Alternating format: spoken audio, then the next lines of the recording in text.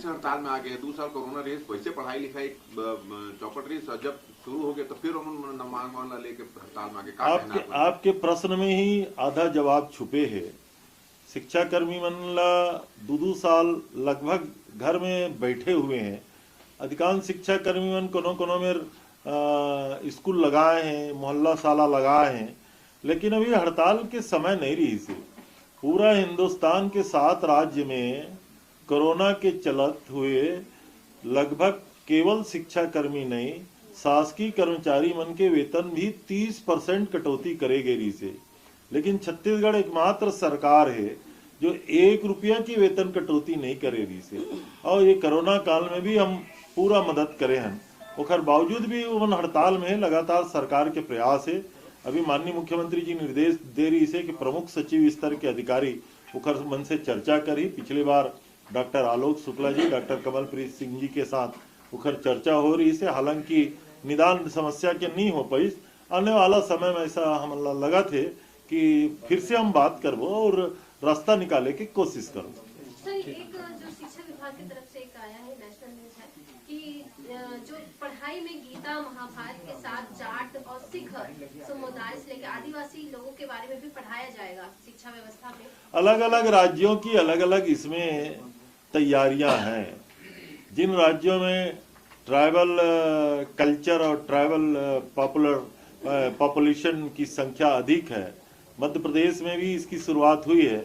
हमने तो छत्तीसगढ़ में पहले से ही शुरू कर दिया। छत्तीसगढ़ के हमारे जो बड़े नेता और जो विचारक रहे हैं उनकी यहाँ की कोर्सेज में शामिल करने की।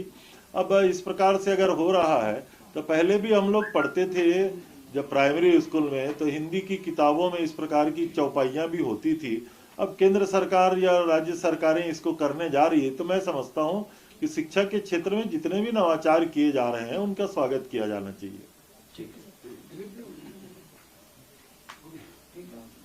अमन पढ़े कभी के तो पढ़े नहीं, तो रेमन के पढ़े नहीं तो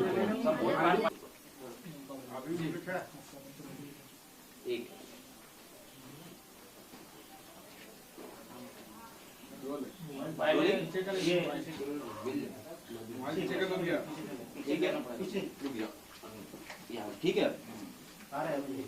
अब देखो, अच्छा अभी भी आ रहे हैं, मेरे फ्रेम में आ रहे हैं। ठीक है, अब देख लो थोड़ा फ्रेम दे दूंगा, ठीक हो जाएगा। अर्जेंट भेजिए रोलिंग पहले राजस्थान वाला ही है। चौबे जी, सोनिया जी के पास गहलोत साहब ने शिकायत कर दी है परसा पुल ब्लॉक को लेकर। बिजली संकट राजस्थान में खड़ा हो गया है। इसको शिकायत के रूप में आप क्यों लेते हैं? बहुत ही सम्मानीय सोनिया जी हम सबकी नेता हैं। राजस्थान सरकार को और आदरणीय गहलोत जी को लगा कि वहाँ कोल की आपूर्ति शीघ्र होनी चाहिए, और छत्तीसगढ़ में कोल माइंस राजस्थान को अलॉटेड है, परसा कोल ब्लॉक 2। अब उसको जो जिनको उत्खनन के लिए राजस्थान सरकार ने काम दिया हुआ है उस पर छत्तीसगढ़ सरकार को थोड़ी आपत्ति है। अब ये मिसअंडरस्टैंडिंग है। आदरणीय सोनिया जी के पत्र के माध्यम से अगर वहाँ बात चली गई तो आज हमारे सम्मानीय मुख्यमंत्री भूपेश जी दिल्ली गए हुए हैं, उनसे मुलाकात होगी, जैसा निर्देश होगा उसका पालन किया जाएगा। कुछ इसमें रास्ता निकलता हुआ दिखाई दे रहा है कि क्योंकि 10 दिनों का ही कोयला बचा है राजस्थान में। अब ये महत्वपूर्ण नहीं है कि राजस्थान के पास कोयला कितना बचा है। महत्वपूर्ण ये है कि आदरणीय सोनिया जी को किस तरीके से पत्र के माध्यम से अवगत कराया गया, और आदरणीय भूपेश जी हमारे मुख्यमंत्री जी को दिल्ली के द्वारा किस तरीके से निर्देश दिया जाता है, महत्वपूर्ण ये है। क्या आपत्ति क्या है, क्यों अटका हुआ ये मामला?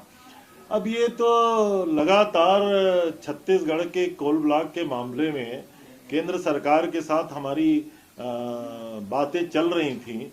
छत्तीसगढ़ में जो लेमरू एलिफेंट प्रोजेक्ट का इलाका है उसके अंदर का भी कुछ हिस्सा है, और इस राजस्थान को अलॉटेड जो कोल ब्लॉक है उसका भी कुछ एरिया लगभग उसके नज़दीक में या उसके लेमरू को जो रिजर्व फॉरेस्ट रिजर्व जो हम लोग कर रहे हैं उसके मध्य में शायद दिखाई दे रहा है। तो इस कारण से छत्तीसगढ़ सरकार को चूंकि हमने तय किया हुआ है कि जो एलिफेंट रिजर्व जो फॉरेस्ट्री हम लोगों को बनाना है उसके एरिया को हम लोग कम नहीं करने वाले हैं। अगर कैबिनेट का फैसला है तो मुझे लगता है ये छोटी मोटी कारण है जिसके कारण ये अभी तक लंबित है मामला। चौबे जी, एक इसमें मसला और है कि यूपी से बिजली उधार लेने जा रही है। अब कांग्रेस शासित राज्य को कोयला उधार नहीं देगा। यहाँ सरकार का सवाल नहीं है।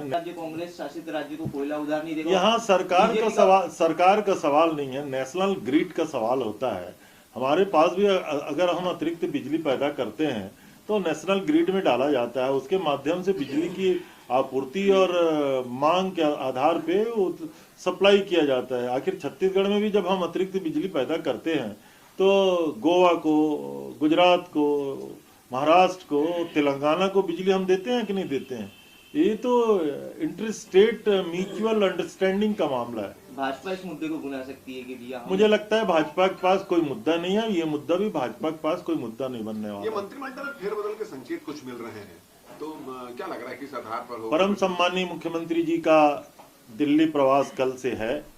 जाते हुए पत्रकारों से चर्चा करने के बाद उन्होंने कहा है कि हाई कमांड की अनुमति मिलेगी तो वो मंत्रिमंडल का भी पुनर्गठन किया जा सकता है। अब आदरणीय मुख्यमंत्री जी और हाई कमांड के चर्चा के बाद ही इसमें कुछ फैसला होगा, ऐसा हम लोग उम्मीद करना चाहिए। कब तक हो जाएगा, कुछ लग रहा है क्या? अब आदरणीय मुख्यमंत्री जी आज आदरणीय प्रियंका जी के साथ यूपी के 1-2 कार्यक्रमों में हैं।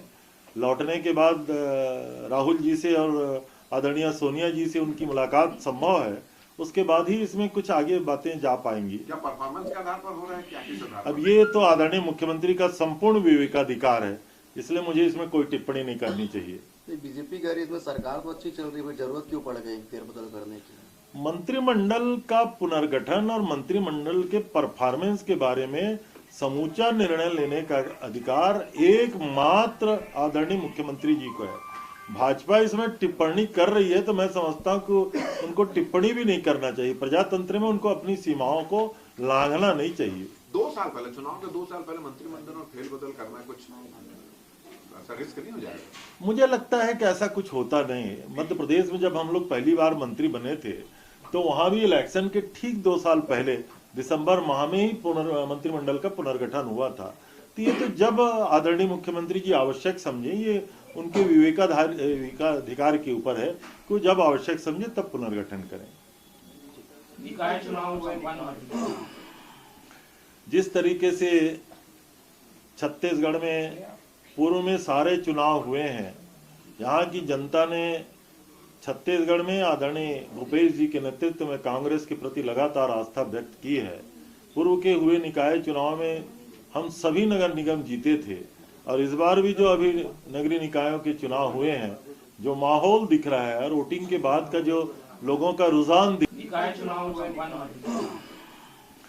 जिस तरीके से छत्तीसगढ़ में पूर्व में सारे चुनाव हुए हैं, यहाँ की जनता ने छत्तीसगढ़ में आदरणीय भूपेश जी के नेतृत्व में कांग्रेस के प्रति लगातार आस्था व्यक्त की है। पूर्व के हुए निकाय चुनाव में हम सभी नगर निगम जीते थे और इस बार भी जो अभी नगरीय निकायों के चुनाव हुए हैं, जो माहौल दिख रहा है और वोटिंग के बाद का जो लोगों का रुझान दिखाई दे रहा है, मुझे लगता है कि सारे परिणाम दोहराए जाएंगे, कांग्रेस की बम्पर जीत होगी। भारतीय जनता पार्टी ने अपने 100 बागी प्रत्याशियों को, अगर चारों विधान नगर निगम की बात करें, 100 बागी प्रत्याशियों को हटा दिया। कांग्रेस में बहुत सारे बागी प्रत्याशी खड़े हुए थे, निश्चित रूप से नुकसान हुआ।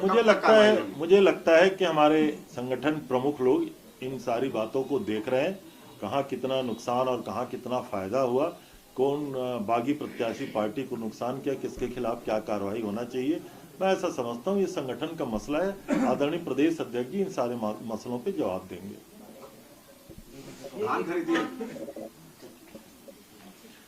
धान खरीदी छत्तीसगढ़ में शुरू हुए आज मुश्किल से 21वां दिन हुआ।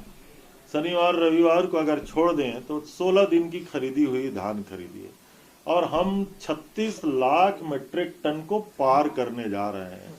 जिस सुचारू व्यवस्था के साथ छत्तीसगढ़ में धान की खरीदी हो रही है, किसानों को सहूलियत मिल रही है, धान खरीदी केंद्रों की संख्या हमने बढ़ाया है। केंद्र सरकार के बारदाना की सप्लाई में रुकावट के बावजूद भी छत्तीसगढ़ के किसानों से हमने कहा है कि पुराने बारदानों में भी हम धान की खरीदी करेंगे और छत्तीसगढ़ में मैं ऐसा समझता हूं इतना स्मूथली ये कार्यक्रम महा उत्सव के रूप में किसान इसको ले रहे हैं और बहुत अच्छा धान की खरीदी। हमें तो लगने लगा है कि हम लोगों ने जो 1,05,00,000 मीट्रिक टन धान की खरीदी का लक्ष्य निर्धारित किया है, अंतिम दिवस के पूर्व ही ये लक्ष्य हम हासिल कर लेंगे, ऐसी संभावना हम लोगों को महसूस हो रहा है। ये वधुओं का मतलब लड़कियों का विवाह उम्र जो 21 साल की है, तो सामूहिक विवाह जो होता है सरकार के द्वारा, राज्य सरकार के, इसके लिए जो पंजीयन हो रही है उसमें बताया जा रहा है कि 90% अभी 20 साल के। पहले 18 साल था, अब लड़कियों की विवाह का उम्र 21 साल किया जा रहा है। तो आने वाले समय में जो सामूहिक विवाह के कार्यक्रम होंगे उस नियमों का पालन किया जाएगा। हालांकि पंजीयन में अगर पहले 18 के बच्चियों का अगर पंजीयन हो गया है तो जिस तरीके से कानून में फेरबदल होगा, बदलाव होगा, उसके अनुरूप पंजीयन में भी फेरबदल किया जाएगा। ठीक है, छत्तीसगढ़